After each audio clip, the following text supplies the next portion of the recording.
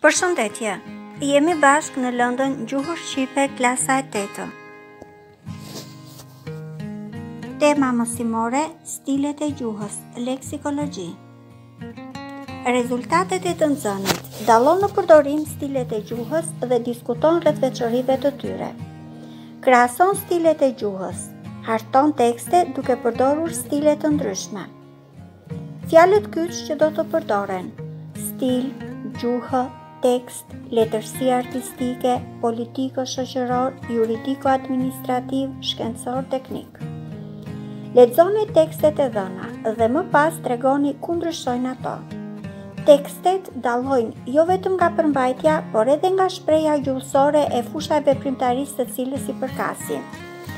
Të katërta tekstet dallohen edhe nga mjetet gjuhësore me të cilat janë ndërtuar.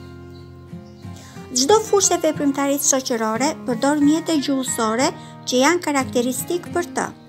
Tërësia e këtyre mjeteve gjuhësore të zgjedhura e të përdorura në fusha të ndryshme të veprimtarisë shtetërore, shoqërore, ekonomike, prodhuese, kulturore, përbëjnë stilin e veprës.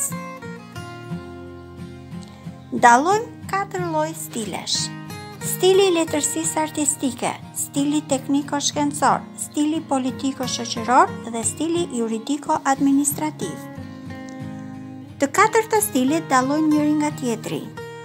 Stili i letërsisë artistike përmban fjalë të gjata e të përbëra me në renditje, fjalë me kuptim të figurshëm, shumë fjalë që shënojnë cilësi, fjalë dhe shprehje popullore që të kujtojnë ligjërimin e përditshëm.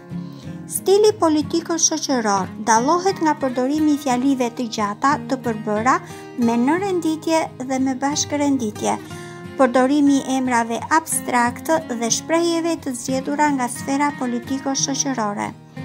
Stili shkencor teknik dallohet nga përdorimi i emrave folior të formuar me prapashtesat im dhe je, vargu i emrave në rasën gjinore, trajta e foljeve pavetore, foljeve që tregojnë gjendje, fjalëve me kuptim të drejtë për drejtë.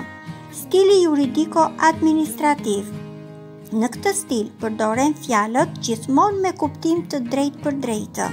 Nuk përdoren figura letrare, ka terma, fjalët të huaja e ndërkombëtare, nuk ka fjalë të vjetëruara dhe krahinore. Kemi dhënë në mënyrë të përmbledhur veçoritë për secilin stil, i lexoni me kujdes ato.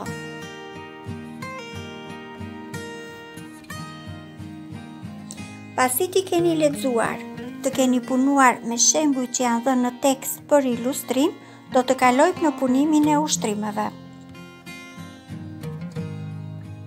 Ushtrimi 1. Dalloni cilit stil i përkasin pjesët e dhëna. Ushtrimi 2. Dalloni dhe tregoni mjetet gjuhësore sipas stilit. Ushtrimi 3. Ktheni tekstin e tretë të dhënë në krye të mësimit në një përshkrim letrar. Pasi të keni mbaruar punë me këto 3 ushtrime, do të kalojmë në krahasimin e stileve njëri me tjetrin. Do të fillojmë me krahasimin e stilit tekniko-shkencor dhe stilit juridiko-administrativ, dhe më pas do të krahasojmë stilin politiko-shoqëror me stilin e letërsisë artistike. Dhe në fund kemi për të realizuar një detyrë, ushtrimi 5. Do të hartoni tekste sipas kërkesave të dhëna te ushtrimi. Punoni me kujdes, punë të mbarë.